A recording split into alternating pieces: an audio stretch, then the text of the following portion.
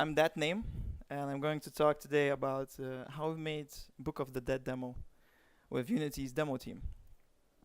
So I'm covering what is our team and what specifics we have, what major Unity features we used for making this demo, and what tools we made for it, and what extra measures we have to take to do for our kind of team.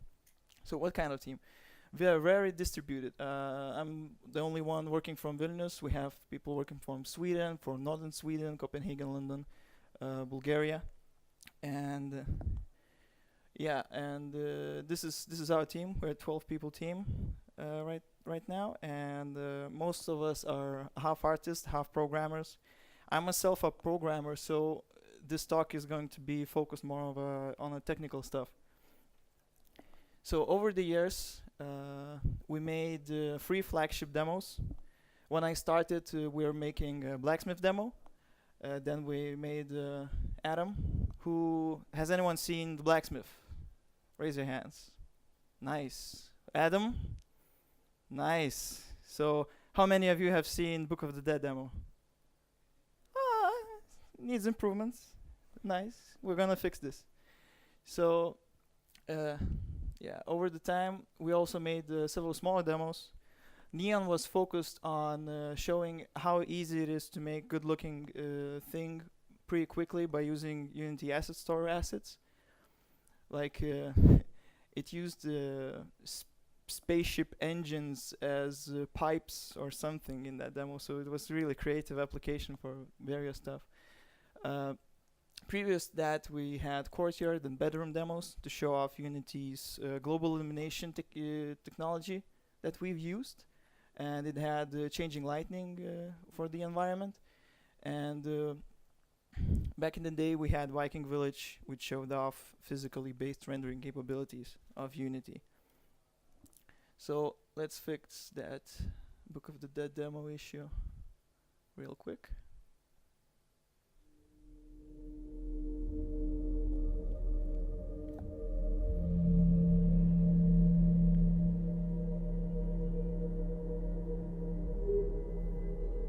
Well, look at that. I didn't think you had it in you.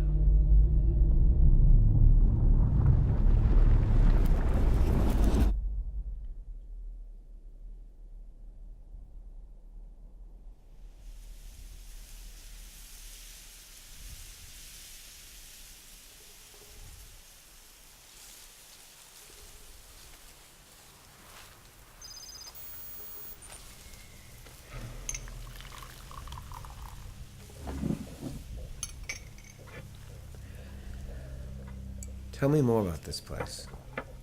You spent nearly 90 years there. What? No. No, not there. The forest is just the lobby.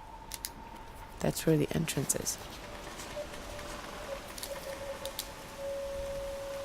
I've been thinking, how do I remember all this? When did I make these memories? You need a brain to make memories. Your brain is now remembering things that never happened to you, or to it. An enormous amount of neuron connections were formed since you came back. Decades worth of memories. And there's one more thing you need to do. Karen? Hey? Karen? Yeah, sorry. Are you alright? Yes, I'm just tired. Tell me. Did you see any of the others? Yes.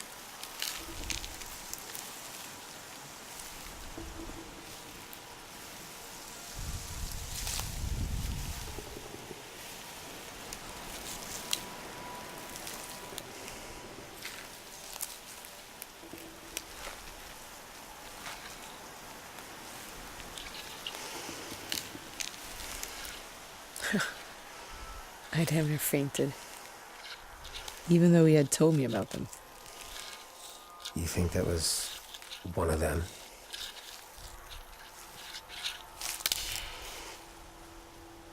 I know.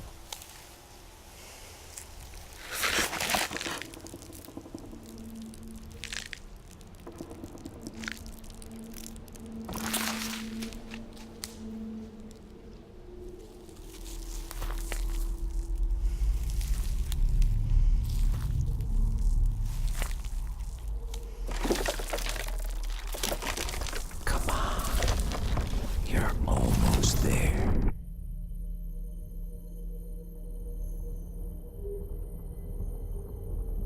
You're the only one who woke up, Karen. One out of tens of thousands. Why?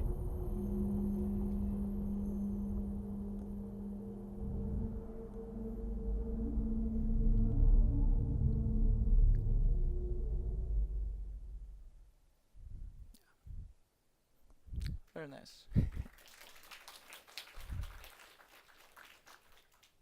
So, from my perspective, like the detail is very important in this demo.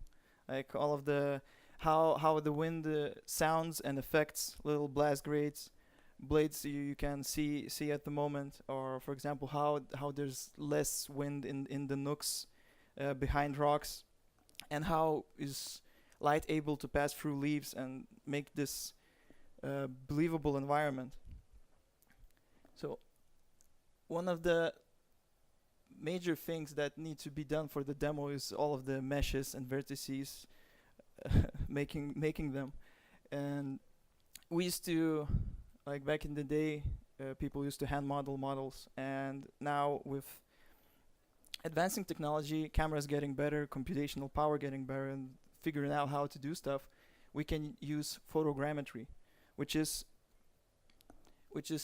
scanning real-world objects with a camera, and we have tutorials on our sites that are based on just using high-quality iPhone camera to scan and capture any kind of environment object. Well, not any kind of, but those who are like possible to capture, since you have to reach in and take a lot of pictures. So it's preferable for those kind of objects which are hard to make by hand, which are like thousands of years old and were affected by various different environmental damages. So it's pretty hard to capture by yourself. But once you just scan that, it's pretty easy. So to, for example, scan this rock, a cliff. You need to have good weather conditions, and those are overcast. So you prefer to not have direct hard shadows on your objects, and otherwise you'll have to clean that up.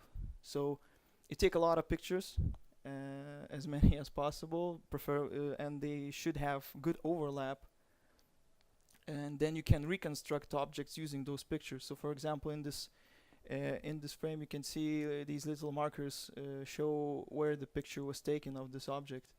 So and then you do the regular high poly modeling stuff, like you reduce the vertex count by baking all that vertex detail into textures, which then are reapplied. Well, then the detail is reapplied from those textures using shaders in the engine. And there's also a delighting tool that our Paris colleagues have made, which remove that said the bad shadowing for objects, so you can have clean textures and quality models. So for example, this is one of the cliffs that we have scanned for our demo. Also, the majority of assets were already pre-scanned by Quixel, and they specifically scanned additional objects for us for this demo, and you can get all of these in the asset store. Another small detail that we have used was a object scatter tool. So we saw all those little branches scattered on the ground. So what we have done, we've created a tool that simulates falling of those branches by using considerably high quality colliders for them. You place they are randomly placed a bunch on the scene. You run Unity physics in the editor for all of those branches, and then you remove all those colliders and bake all of those twigs into single mesh, which is pretty cheap to render as a result. You can also then revert this back into those whole high quality colliders and reapply another push of force, or just move some twigs if they are in the way and breaking the view. We also simulated wind for this demo. So once we had the environment, the bigger parts of the environment, we ran simulations for wind to get the information where's like there's less wind, or where's there's some kind of a turbulence forming between the trees, and this was driven the tree waving and some audio, and this is what we've done with the trees.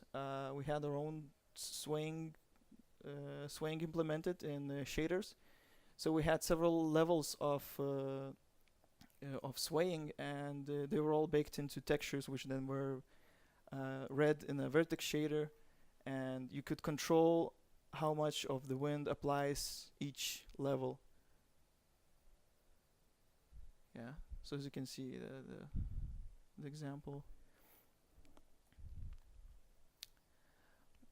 One of the major features that we've one of our team members invented were occlusion probes, which really help with the realism. So you can see that the trees are brightly lit up at the top, and the darker down there, and this is because we baked the occlusion data into textures using light mapper, which allowed us then gather information how much of the parts of trees are lit up or not. So this is what you usually would get without this data, just regular ambient light applied to all of the objects. But with the occlusion probe data, which is also controlled by transmission factor for each object or leaf when the light passes through it, applies this level of realism to the scene. Our project used scriptable render pipelines, which is a feature of Unity 2018, I think, starting from that. And the idea behind scriptable render pipeline, that you don't have to use what has been used in a built-in pipeline. You are able to inject your own code and modify how the scene is rendered even more easily than you could before with all of the usual callbacks we had. So one of the things I made for this demo was making deferred decals. So these little scratches on trees are not actually in the tree mesh, but they're actually just applied on top of the tree trunk. And as you can see, there's a old test scene testing these decals all over the place, and using the scriptable render pipeline, I was able to just from in the project itself, without modifying any Unity source, like you could any user could do this. I was able to make these decals be drawn. One of the one of the most important features that we use in our mostly every bigger demo, is the timeline, which drives all of the content in our demos. So it's a sequencing tool for different tracks and different events, and then as you can see, there's like a camera moving, and the timeline can also enable or disable objects, which are controlled by these tracks in the timeline. And the timeline made us use some different scene, unique scene setup. So we had bootloader scene, which load up the whole demo if you are running it in a player. Then we had multiple scenes which were loaded by the bootloader scene. So, for example, logic scene was used to control the dynamic content. For example, some kind of a tree falling or the hand as you saw in the demo. And we had more scenes for separate areas, which allowed us to save a lot of effort of not getting into each other's way, because the scenes are pretty hard to merge by source control tools, and also allowed us to not run the editor slowly while working on some kind of a scene, because running a large project in the Unity editor is most of the stuff is optimized while building the player, so you want to have separate scenes for that. So as I mentioned, we're a quite distributed team, and we needed to have like our communication perfected. So Unity and our team uses Slack at work. We have different channels in the Slack. It acts like IRC, and so for example, we have separated one of the channels is for code and others for environment artists. But the most interesting channel is our log channel. In the log channel, we have bots which post changes to our projects that we're currently working on. So, for example, Demon is posting that somebody has locked one of the Unity scenes, and then somebody has changed master Unity scene. And then we have another bot that I wrote, and it runs automation on the project. It checks every once in a while. It checks for changes for revision, and if there are any changes, it downloads the newest changes and cleans up the repository so it can work from scratch. And then it runs Unity with that project. And for example, this is the execute method code for running the Unity, and it executes some kind of your defined script in the Unity project. So that helps to like do whatever, render a movie or start a benchmark. So Unity render stuff, we upload it to Google Drive. We use IamGur to also host embeddable GIFs that we also make with the automation. And one of the other things that we've used the automation tool was benchmarking on PS4 dev kit while we were optimizing our demo at the end of the production. So it will also run the demo on PS4. We would gather data, upload it to Google Sheets, surprisingly, and we would then process all of the data in those sheets and display graphs. So you can see this is nicely optimized and capped. So yeah, this is much it. Thank you for listening. You can contact me on Twitter or by email. Thank you.